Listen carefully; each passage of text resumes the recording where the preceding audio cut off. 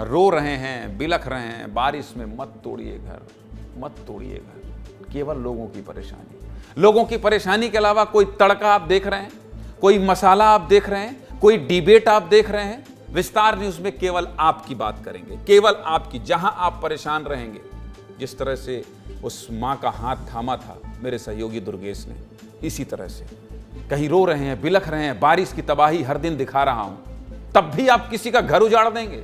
सारे नियम कायदे कानून इन्हीं गरीबों के लिए है। बस्तियां हटा दी जाती हैं, लोगों को बेघर कर दिया जाता है। कई बस्तियां अवैध होती हैं, इसलिए कार्रवाई होती है। कई बस्तियों को इसलिए हटाया जाता है क्योंकि वहां शहर को स्मार्ट बनाने के लिए कुछ बनाना होता है। अब आपको इंदौर की एक तस्वीर दिखा देता हूं। इंदौर में नगर निगम की टीम अतिक्रमण पर कार्रवाई करने पहुंची थी। पहले ये रिपोर्ट देख लीजिए, फिर विस्तार से बात करूंगा। दिखाइए जरा।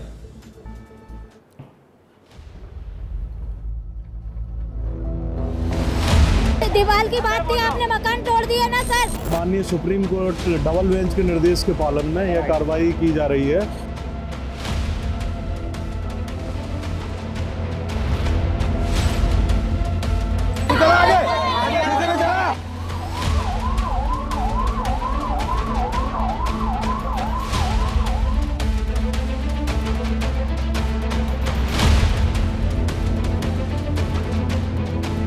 न्याय नगर में जब भी न्याय नहीं हो रहा, हमारे साथ तो गलत ही हो रहा ना।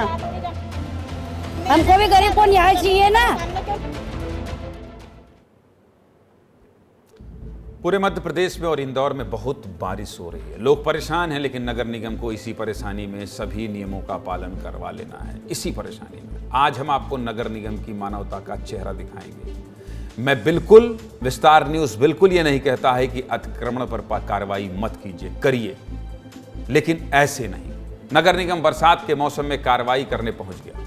इंदौर के न्याय नगर में मकानों को तोड़ना था, इसलिए बुलडोजर लेकर पहुंच गए। एक बात बहुत साफ कर देना चाहता हूं फिर से, विस्तार न्यूज और ज्ञानेंद्र तिवारी को अतिक्रमण पर कार्रवाई से दिक्कत नहीं है। हमें दिक्कत है तो अतिक्रमण के तौर तरीकों को लेकर, हालात को लेकर कि कैसे माहौल में बुलडोजर लेकर पहुंच गए। इसलिए आज इस मुद्दे को सीधे मुद्दे की बात में दिखाऊंगा और विस्तार से बात करूंगा। 200 से ज्यादा मकान बने हुए हैं न्यायनगर में। बहुत से ऐसे घर हैं जो 15 से 20 साल पुराने हैं। ज्यादातर मकानों की रजिस्ट्री भी की हुई है। इसी जमीन पर श्री राम बिल्डर्स ने अपना दावा करते हुए केस लगा दिया। केस का फैसला तो श्री राम बिल्डर्स के पक्ष में आया, लेकिन निगम प्रशासन इस भारी बरसात में ही बुलडोजर चलाने न्यायनगर पहुंच गया। बड़ी संख्या में पुलिस बल भी साथ में आई हुई थी। मकानों को गिराने की पूरी तैयारी थी। तैयारी को अंजाम भी दिया जा रहा था। अतिक्रमण का विरोध भी हुआ, ऐसा वैसा नहीं, भारी विरोध हुआ। जो लोग विरोध कर रहे थे उनको नगर निगम के कर्मियों ने पूरी तरह से पीटा भी है। इसी का तो विरोध है, ऐसे वैसे नहीं, घसीट कर पीटा है। और सुनिए, पुलिस का डंडा छीन कर लोगों को पीटा गया। बताइए, क्या इतने अमानवीय तरीके से कार्रवाई करना चाहिए? इतना क्रूर कैसे हो सकता है प्रशासन? बहुत गुस्से में हैं लोग। उनकी आवाज सुनिए, क्या कह रहे हैं, सुनाइए जरा वहां के लोग क्या कह रहे हैं। न्याय नगर में जब भी न्याय नहीं हो रहा, हमारे साथ तो गलत ही हो रहा ना। थोड़ी जमीन बनाई है, पूरी रजिस्ट्री ना, टैक्स ना, बिल ना, सब आता है हमारा। ऐसी थोड़ी बना ली है, कब्जे करके थोड़ी पैसा देके बनाया है। ये गलत हो रहा है। कीचड़ में तो चिड़िया भी नहीं घर छोड़ती, जो गरीब के साथ बेकार हो रहा है। गरीब के साथ क्यों ऐसा कर रहे हो? हमको भी गरीब को न्याय चाहिए ना। दीवार की बात थी, आपने मकान तोड़ दिया ना सर। कहाँ जाएंगे हम भर बरसात में? ये बताओ ना, रात दिन करके मेहनत करके हम काम कर करके घर मकान बनाया। बीमार दुखी में पैसा नहीं लगाते, मकान में लगाते।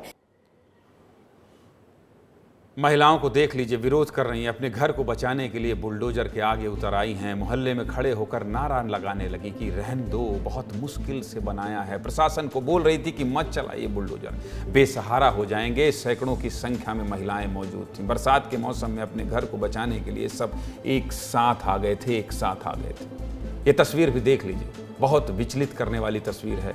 कैसे बुलडोजर के नीचे ही ये आदमी सो गया है। दिमाग में यही चल रहा होगा कि भारी बरसात में घर उजड़ने से अच्छी तो मौत है। ये सब देखकर भी प्रशासन का दिल नहीं पसीजा। ऐसा ही हुआ, एक महिला ने अतिक्रमण से परेशान होकर फांसी लगा लिया। महिला तो फिलहाल ठीक है, अस्पताल में भर्ती करवाया गया है, लेकिन नगर निगम की इस कार्रवाई ने कई सवाल खड़े कर दिए हैं। बहुत बड़ी घटना है। महिला ने फांसी लगा लिया तो आसपास के लोग गुस्सा गए, भयानक आक्रोश फैल गया था। लोग तो पत्थरबाजी करने लग गए थे। ऐसा नहीं करना चाहिए था। प्रशासन पर पत्थर नहीं चलाना था, लेकिन प्रशासन को भी ऐसे हालात पैदा नहीं करना चाहिए था। बहुत हंगामा हुआ है इंदौर में। इस पूरे मामले पर अधिकारी क्या कह रहे हैं, उनका पक्ष भी सुनाना जरूरी है। सुनाइए जरा एडीएम क्या कह रहे हैं। सुप्रीम कोर्ट डबल बेंच के निर्देश के पालन में यह कार्रवाई की जा रही है और इसमें लगभग 74 मकानों को तोड़ा जाना है। श्री राम बिल्डर के पक्ष में यह फैसला हुआ है और इसके द्वारा हमारी जो कार्रवाई हमारी पुलिस प्रशासन और नगर निगम के माध्यम से ये कार्रवाई सुनिश्चित की जा रही है। काफ़ी समय से हमारे जो है यहाँ पर मुनादी की जा रही है, लोगों को सूचना है, समाचार पत्रों के माध्यम से भी यह प्रकाशित किया जा रहा है। बहुत बारिश हो रही है, थोड़ा इंतजार कर लेते। मत तोड़िए इन लोगों का घर। कहाँ जाएंगे ये लोग? अभी ऐसे ऐसे घर तोड़ दिए जिनके पास ना तो स्टे था, ना इन निगम की रिमूवल लिस्ट में नाम शामिल था। एक कारोबारी ने अपने गोदाम में 25 से 30 लाख तक का सामान रखा था, उस गोदाम को भी तोड़ दिया। कहाँ जाएगा आम आदमी? खाना पीना तो छोड़ ही दीजिए, रहेगा कहाँ? सामान कहाँ रखेगा? इसका भी ठिकाना ढूंढना पड़ेगा, इसका भी ठिकाना ढूंढना पड़ेगा। प्रशासन को ऐसे हाल में बुलडोजर लेकर नहीं पहुंचना चाहिए था, ऐसा मुझे लगता है। जिनका घर उजड़ा है उनका क्या होगा, इस पर कोई बात नहीं कर रहा है। लेकिन विस्तार न्यूज़ है भाई, सवाल तो पूछेंगे, शासन से पूछेंगे, प्रशासन से पूछेंगे। कम से कम ये तो सोचना पड़ेगा ना कि इनका क्या होगा। क्या होगा बेसहारा लोगों का? कहाँ रहेंगे? जिनका गोदाम उजड़ गया वो सामान कहाँ रखेंगे? उनके घर से छत छिन गई है, वो सब कहाँ रहेंगे? ये तो सोचना पड़ेगा। माँ बेटे से लिपट कर रो रही है, घर की महिलाएं बेसुध पड़ी हैं। इन सारे आंसुओं की जवाबदेही नगर निगम को देना होगा। सिर्फ घर उजाड़ देने से बात खत्म नहीं होगी।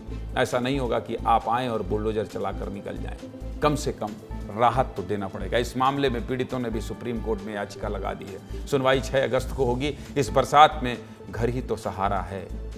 मत करिए बेघर, मत करिए। बस जो कार्रवाई है बारिश के बाद कर लीजिएगा, बिल्कुल कर लीजिएगा, या कोई इंतजाम कर दीजिए। इतना हो हल्ला क्यों करना?